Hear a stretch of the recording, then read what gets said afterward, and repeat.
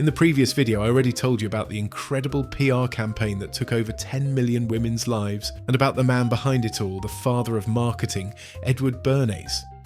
Today, I'd like to talk about his students and how their campaigns literally changed the world. After Bernays and his incredibly successful cases, all advertisers realised psychology and emotion must become the centre of every marketing campaign. And they began bringing the wildest ideas to life. Men in the audience will understand me now. When we're around other men, subconsciously, maybe even consciously, we start competing with them.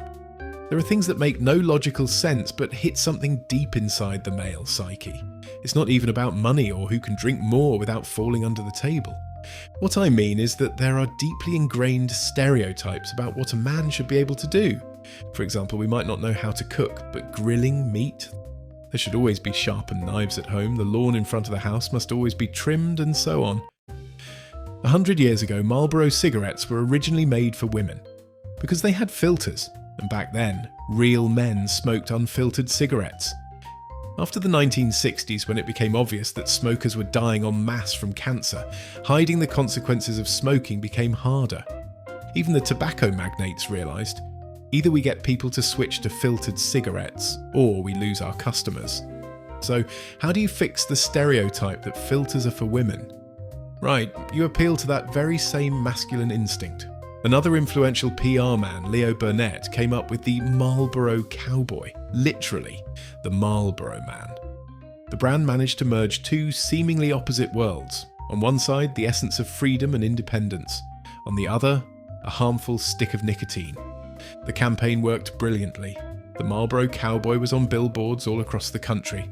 Many of the ads didn't even have a slogan, so just the image of the cowboy smoking. No rational arguments about filtered cigarettes being safer, just pure emotion. In an instant, filtered cigarettes became manly. Marlboro shot to the top of the sales charts. Even Soviet films had plenty of hidden Marlboro product placement.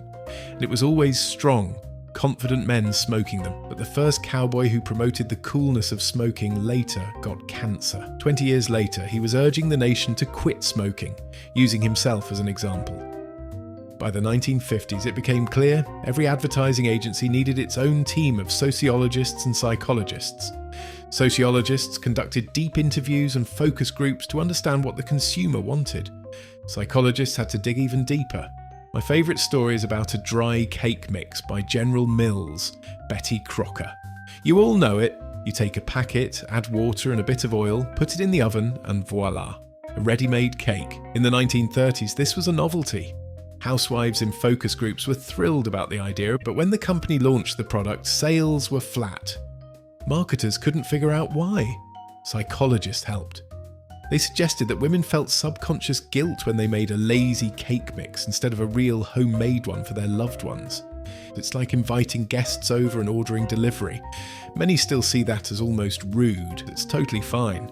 The main thing is that it tastes good. So what did General Mills do? Instead of scrapping the product, they made one tiny change. They removed the powdered egg from the mix and asked women to add a real egg themselves. That single act became the product's selling point. It sounds trivial, but it made a subconscious difference. Not a lazy, semi-finished product, but a quick, homemade cake made with love. Sales skyrocketed. Marketers know you better than you know yourself. Is that bad? Housewives save time, businesses make money, welcome to capitalism. And now so, how about a beer? We hear that phrase all the time from co-workers, friends, people we haven't seen in ages. Yeah, it's alcohol, but it's not vodka. Just a pint or two at the bar, especially when someone's telling you about the notes of oak and cinnamon in a craft beer from Texas. One bottle won't hurt, beer doesn't ruin lives, I'm not an alcoholic. And there you go. You've fallen into Bernays' trap again, or rather, his students. After Prohibition ended in the US, alcohol still had a tainted reputation. Years of anti-drinking propaganda had worked. Beer manufacturers came to Bernays, begging him not even to increase sales, but at least to change public perception, to make sure beer didn't get banned again. This time, Bernays turned to historians and economists and came up with a new cultural meme. He called beer a moderate beverage. Hard liquor belonged in specialty stores, but low-alcohol beer, that was for conscious, responsible people who just wanted to relax after work. He then lobbied for beer to be sold in regular grocery stores instead of alcohol shops. He added a patriotic twist.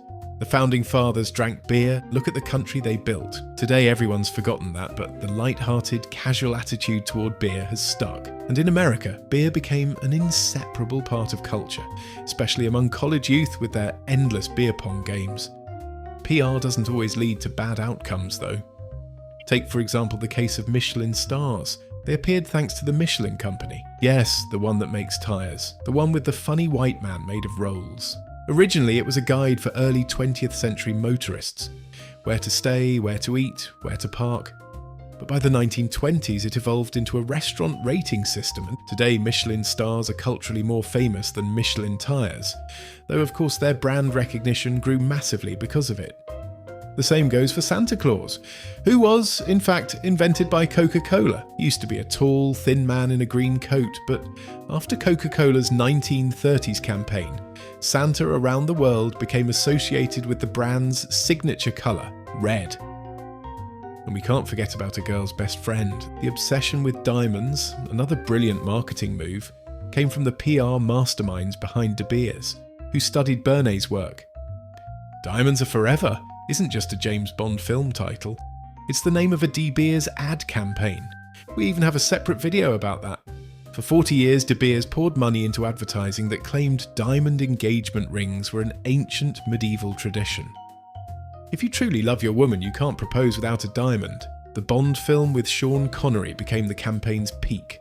After that, marriage proposals worldwide became inseparable from De Beers products. By the 1980s, De Beers diamond sales in the US skyrocketed from $23 million to $2 billion.